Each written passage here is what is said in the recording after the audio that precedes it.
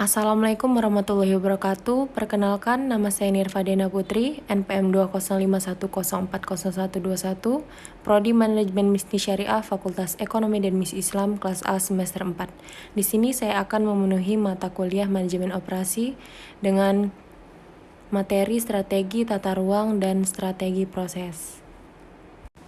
Untuk strategi tata ruang atau yang disebut layout strategi, pengertian tata letak. Tata letak atau tata ruang adalah keputusan penting yang menentukan efisiensi operasi secara jangka panjang.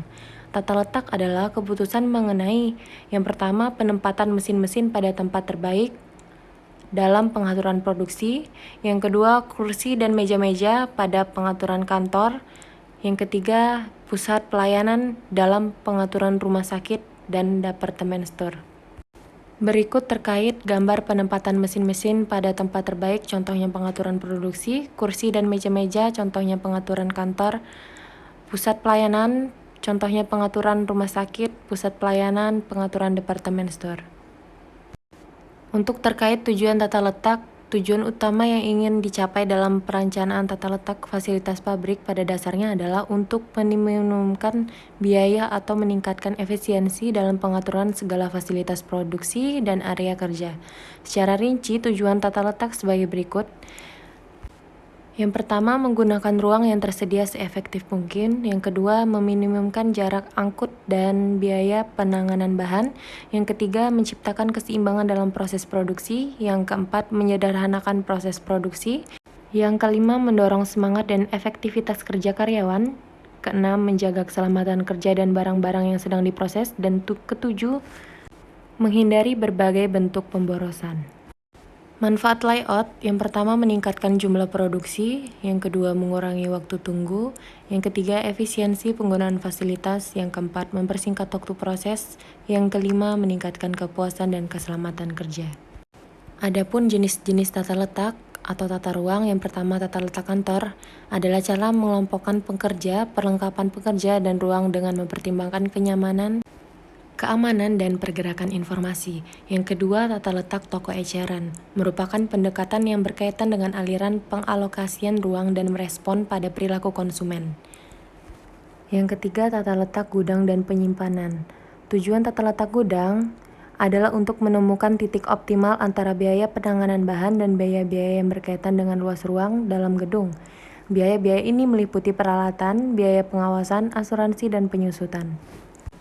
Yang keempat, tata letak dengan posisi tetap. Pada tata letak ini, proyek tetap berada di satu tempat, sementara para pekerja dan peralatan datang ke tempat tersebut. Contoh jenis proyek seperti ini adalah proyek pembuatan kapal, jalan raya, jembatan, rumah.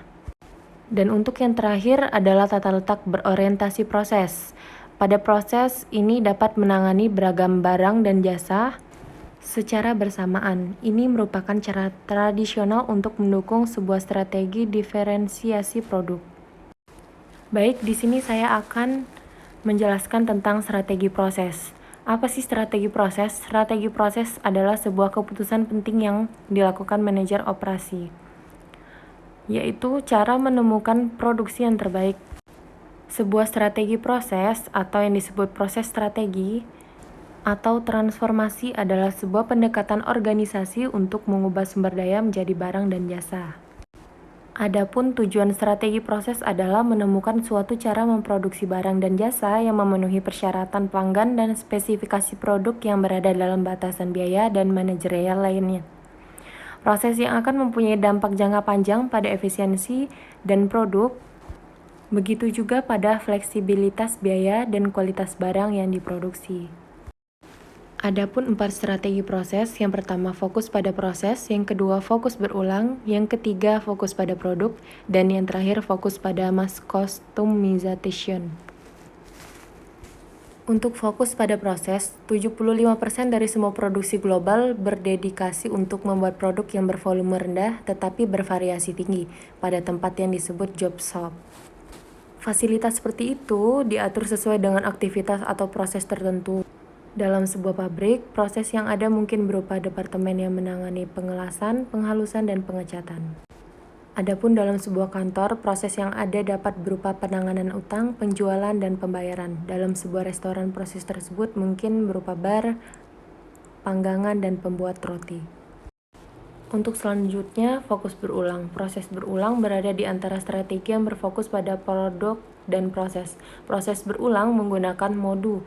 Modul adalah bagian atau komponen yang telah dipersiapkan sebelumnya yang sering berada dalam proses yang kontinu. Lini proses berulang sama dengan lini perakitan klasik. Untuk fokus pada produk, proses yang memiliki volume tinggi dan variasi yang rendah adalah proses fokus produk. Fasilitas diatur di sekeliling produk. Proses ini disebut juga dengan proses kontinu, sebab mempunyai lintasan produksi yang sangat panjang dan kontinu. Produk seperti kaca, kertas, lembaran timah, box lampu, bir, dan baut dibuat melalui suatu proses yang kontinu. Dan yang terakhir ada fokus mass customization.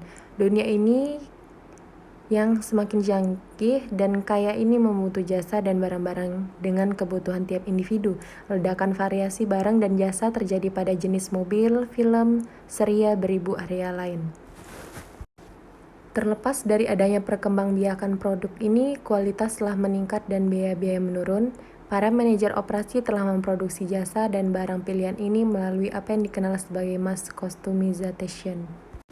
Tetapi, mass customization bukan hanya tentang variasi produk, tetapi bagaimana secara ekonomis mengetahui dengan apa yang diinginkan pelanggan dan kapan pelanggan menginginkannya.